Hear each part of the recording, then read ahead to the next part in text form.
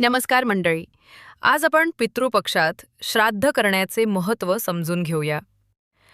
आपण ज्या माणसांमुळे आज इथे आहोत त्यांचं ऋण फेडण्याची वेळ म्हणजे पितृपक्ष.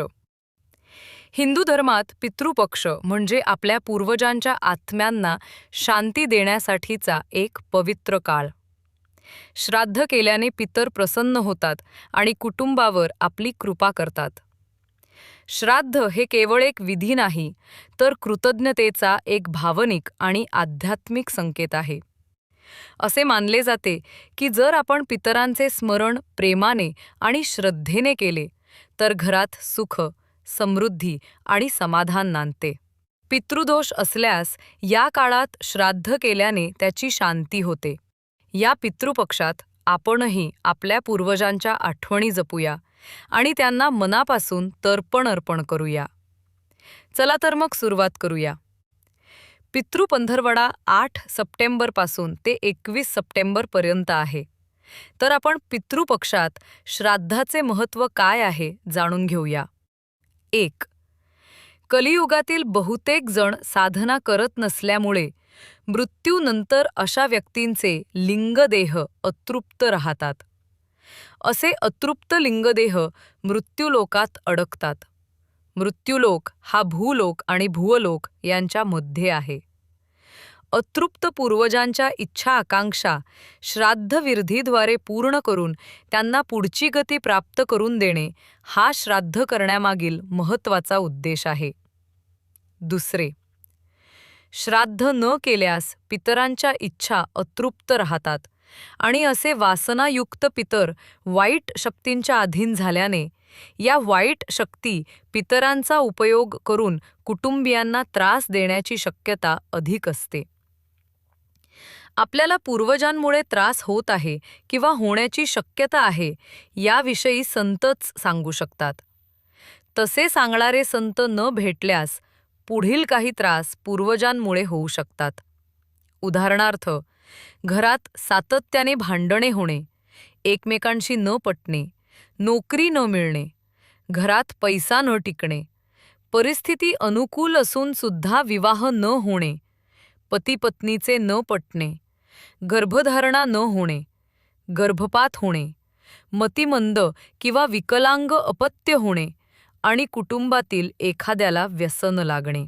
श्राद्धविधीमुळे पितरांच्या त्रासांपासून आपले रक्षण होऊन जीवन सुसह्य होण्यास सहाय्य होते. 3. धर्मशास्त्रानुसार देव, ऋषी आणि समाज या 3 ऋणांसह पितृऋणही फेडणे हे व्यक्तीचे कर्तव्य आहे.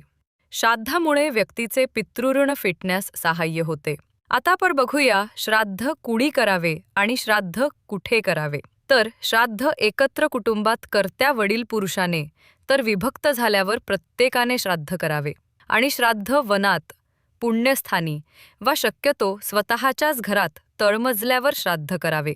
आपल्या घरात श्राद्ध केले असता तीर्थक्षेत्री श्राद्ध करण्याच्या तुलनेत 8 पट पुण्य प्राप्त होते. जवळजवळ 50% पितर साधनेच्या अभावी आणि वासनांच्या अधिक्यामुळे आपल्या पारंपरिक वास्तूमध्येच वास्तव्य करून असतात. त्यामुळे त्याच वास्तूत श्राद्धादी विधी केल्याने त्यांना त्यांचा हविर्भाग घेण्यास येणे सहज शक्य होते. यामुळे पितर संतुष्टीचे प्रमाणही अधिक असते. प्रसंगी दुसऱ्याच्या घरात त्यांच्या अनुमतीने श्राद्ध केले तरी चालते. आता तुम्हाला प्रश्न पडला असेल की वर्षश्राद्ध केल्यानंतर पितृपक्षातही श्राद्ध का करावे?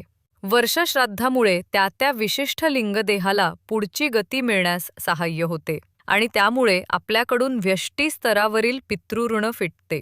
पितृपक्षाच्या निमित्ताने आपल्याकडून समष्टी स्तरावर पित्रांचे ऋण फेडले जाते.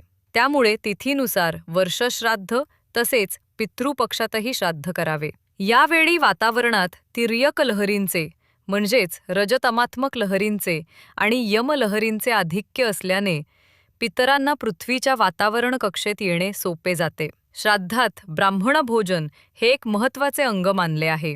ब्राह्मणाने जेवलेले अन्न पितरांना पोचते. आता आपण बघूया सर्वपित्री अमावास्या.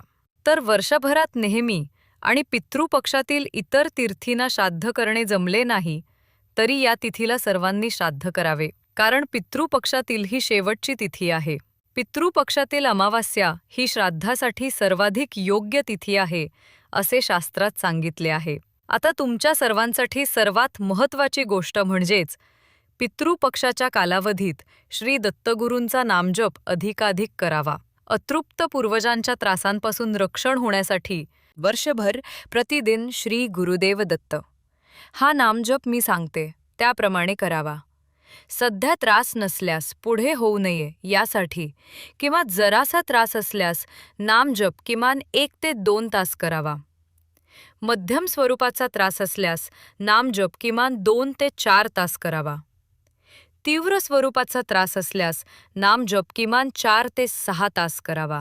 संपूर्ण पितृपक्षात प्रतिदिन प्रत्येकाने दत्ताचा नामजप सतत म्हणजेच अधिकाधिक करावा. ते शक्य नसल्यास वर सांगितल्याप्रमाणे आपापल्या त्रासाच्या तीव्रतेनुसार करावा. आपल्या पूर्वजांचं स्मरण केवळ एक विधी नाही, तर आपली संस्कृती, आपली ओळख आहे. तुम्हाला हा व्हिडिओ आवडला असेल तर कमेंट्समध्ये नक्की लिहा श्री गुरुदेव दत्त आणि व्हिडिओला लाईक आणि शेअर करा. आपल्या चॅनलला सबस्क्राईब करा. आपल्या पूर्वजांचा आशीर्वाद आपल्यावर सदैव राहो. धन्यवाद.